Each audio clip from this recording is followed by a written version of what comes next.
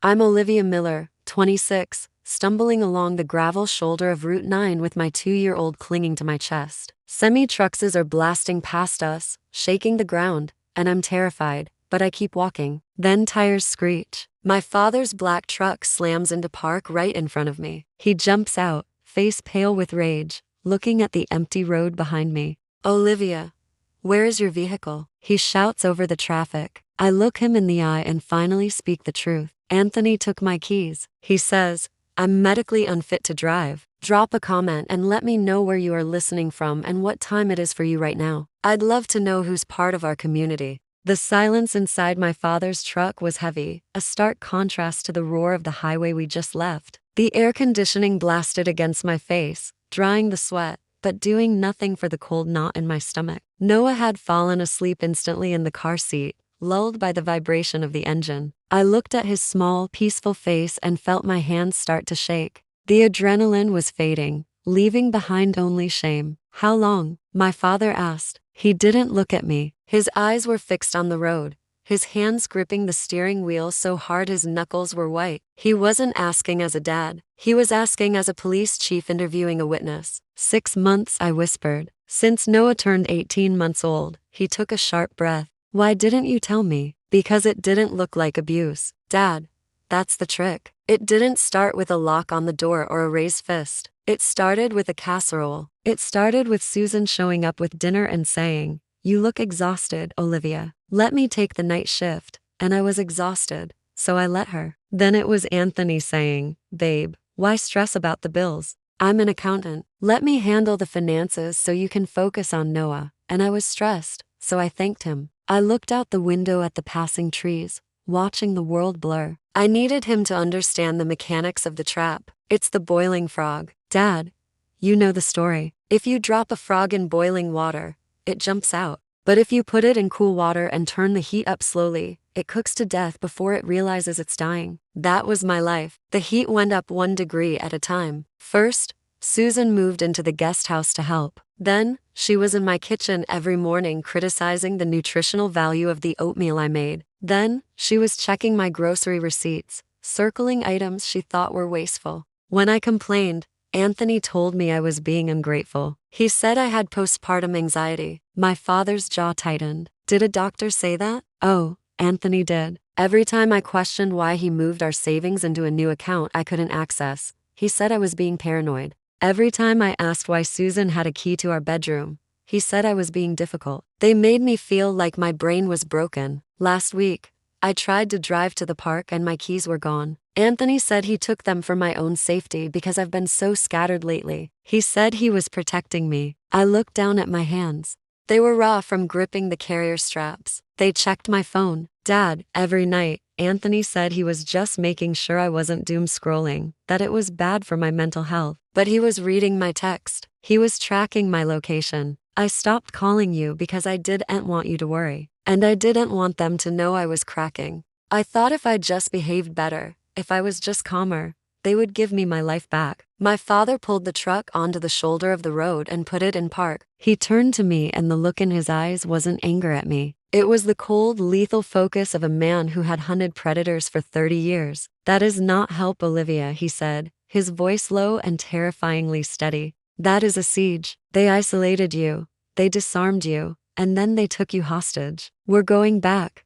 Panic flared in my chest. No, Dad, please. I can't. We aren't going back to talk, he said, shifting the truck back into gear. We are going back to get your things. You are leaving that house today. And you are never walking on the side of a highway again. The tires crunched on the pristine gravel driveway. My father's truck looked out of place among the imported sedans and meticulously trimmed hedges. The estate was silent, a fortress of beige stucco and wrought iron. Dad killed the engine, but neither of us moved. Through the windshield, I saw them. Anthony and Susan were on the patio. Susan was laughing, holding a glass of white wine, while Anthony scrolled on his tablet. They looked like a picture from a magazine. They looked like people who hadn't just forced a mother and child to walk miles on a highway shoulder. Stay here, my father said. I ignored him. I unbuckled Noah's car seat, my fingers fumbling with the straps, and pulled him into my arms. I wasn't staying behind. I walked up the driveway behind my father, matching his stride. Susan spotted us first. Her smile didn't drop. It just froze. "Oh, look who's back," she called out, her voice bright and brittle. And she brought reinforcements. "Harold, you're just in time for a glass of Chardonnay." My father walked up the stone steps, his boots heavy on the slate. He didn't look at the wine. He looked at Anthony. "Where are her keys?" he asked. His voice was the same low rumble he used on Suspects, the one that made people stop breathing. Anthony stood up, smoothing his polo shirt. "Harold, let's not be dramatic. We were worried about her. She's been unstable. We took the keys for her own safety. You know how new moms get. The casual misogyny, the practice concern. It made my blood boil." I stepped out from behind my father. "I'm not unstable, Anthony. I'm leaving." Susan laughed a short, sharp bark. "Leaving? Where are you going to go, Olivia? You don't have a job. You don't have a car. You barely have a brain cell left that isn't focused on diapers. We are protecting you. We are keeping this family together because you are clearly incapable of doing it yourself." My father stepped between us. He didn't shout. He didn't posture. He just looked at Susan with a cold, flat stare. "You aren't protecting her. You are holding her hostage. Give her the keys." No, Anthony crossed his arms, trying to match my father's height, but failing miserably. "Or what, Harold? You going to arrest me? It's my car. It's my house. I make the rules. She wants to leave. She can walk. But she's not taking my son." The air in the yard changed. The birds seemed to stop singing. My father took one step closer to Anthony. "You want to talk about rules? Fine. Let's talk about the law. You are withholding her personal property. You are restricting her movement. And if you try to stop her from leaving with her child, that is unlawful imprisonment." Susan scoffed. "Oh, please. She's hysterical. She needs rest. She needs her passport," my father said, turning to me. "Go inside. Get your documents. Get the baby's things. I'll handle them." I ran past Anthony, dodging his outstretched hand. I heard Susan shouting something about trespassing, about calling the police. But my father's voice cut through it all. "Go ahead, Susan. Call them. I'd love to explain the situation to my former colleagues." I raced up the stairs, my heart pounding against my ribs. The house felt different now, cold, alien. It wasn't my home. It was a crime scene. I tore open the closet door, my hands moving with a frantic, clumsy speed. I didn't fold anything. I shoved clothes into the duffel bag, Noah's onesies, my jeans, anything I could grab. My breath hitched in my throat, a jagged rhythm of panic. My father stood in the doorway, his back to me, watching the hall. He was a statue, a barrier between me and the people who had slowly dismantled my life. I stopped for a second, clutching Noah's favorite blanket. "Dad," I whispered. He didn't turn around. His shoulders were rigid. "I saw it then 6 months ago," he said, his voice rough with a pain I hadn't expected. "The Sunday dinner when you didn't laugh once. The way you looked at Anthony before you answered a simple question. I saw the light going out in your eyes, Olivia." I froze. He knew. I told myself it wasn't my place. He continued, his voice cracking. "I told myself marriage is hard, that I shouldn't interfere, that I was helping by giving you space. I thought I was respecting your boundaries, but I wasn't. I was leaving you behind enemy lines without a weapon. I'm so sorry." The guilt in his voice was heavy, a physical thing. It was the silent regret of the watchman who fell asleep while the castle was breached. I walked over and put a hand on his arm. "You're here now," I said. "But Dad, you need to know something. I didn't stay because I was weak." He turned to look at me, his eyes searching mine. "I stayed because I was terrified that if I left without a plan, they would take Noah." I pulled a hidden folder from under the mattress, the one place Susan never checked because she was too busy inspecting the dust on the baseboards. I opened it. Inside were photos of Anthony's bank statements I'd snapped when he left his laptop open, screenshots of texts between him and Susan discussing how to manage me. "I wasn't just surviving, Dad," I said, my voice steadying. "I was gathering ammunition. It's the invisible chain of the survivor. You don't yank against the chain because it just chokes you harder. You wait. You pick the lock while they're sleeping." I was waiting for the moment I could leave with Noah and never have to look back. Today was that moment.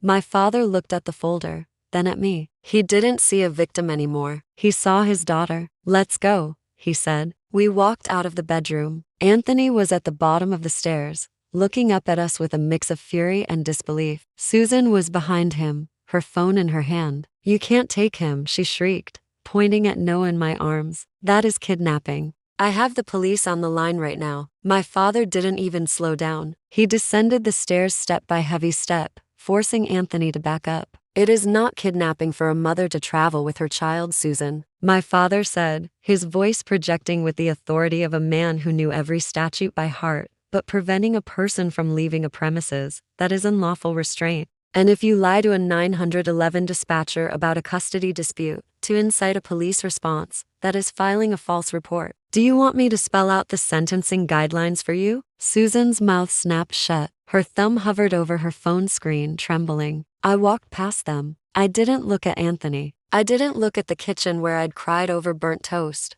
I walked out the front door into the blinding afternoon sun. The air tasted different out here, tasted like oxygen. The drive to my father's house felt like the first real breath I'd taken in a year. The silence wasn't empty. It was safe. Noah babbled in the back seat, pointing at the passing trees, oblivious to the fact that his mother had just burned down her life to save his. When we pulled into Dad's driveway, I expected relief. Instead, my brain switched into overdrive. The adrenaline crash was brutal, leaving me shaky and nauseous. We need to check everything, I said, dumping the duffel bag on Dad's kitchen table. My father was already on the phone with his lawyer, but he nodded at me. Check. What? The money, the documents, everything. I spread the papers out. I'd managed to grab the file folder from Anthony's home office while Dad was blocking the stairs. My hands trembled as I opened it. Bank statements, loan agreements, title documents. It took 10 minutes to realize the extent of the damage. Dad hung up the phone and walked over. What did you find? I stared at the paper in my hand,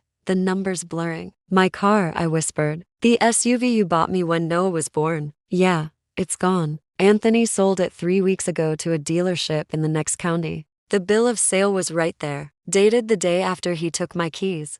$12,000. My father's face went stoic, a mask of controlled rage. He sold a gift given to his wife. He didn't just sell it. Dad, look at this. I pushed a bank transfer receipt toward him. He used the money to pay off a credit card, but the card isn't in his name. It's in Susan's. Dad picked up the paper. Susan's gambling debt or a failed business venture. Does it matter? They stole my card to pay her bills. But that wasn't the worst of it. I dug deeper into the file, my heart pounding a frantic rhythm against my ribs. There was a loan document from a private lender. $40,000. The borrower listed was Olivia Miller. I didn't sign this, I said, my voice rising in panic. Dad, look at the signature. Looks like Anthony trying to write like you. Dad finished. I felt the room spin. He took out a $40,000 loan in my name and the educational trust fund. The $56,000 my grandmother left me. I logged into the banking app on my phone,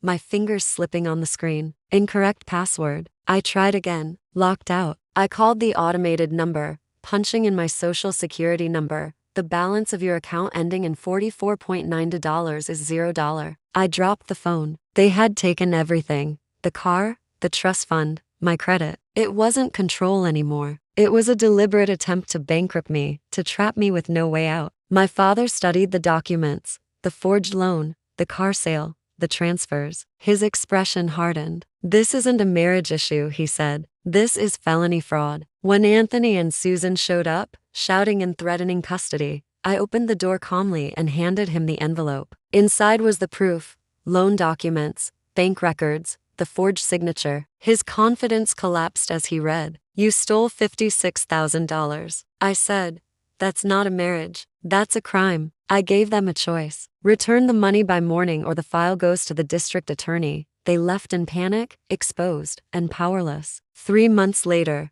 I locked the door of my own apartment. Small, quiet, chosen by me. My bank balance was modest, but it was mine. Anthony was facing charges. I was rebuilding my life. I wasn't grateful for the cage anymore.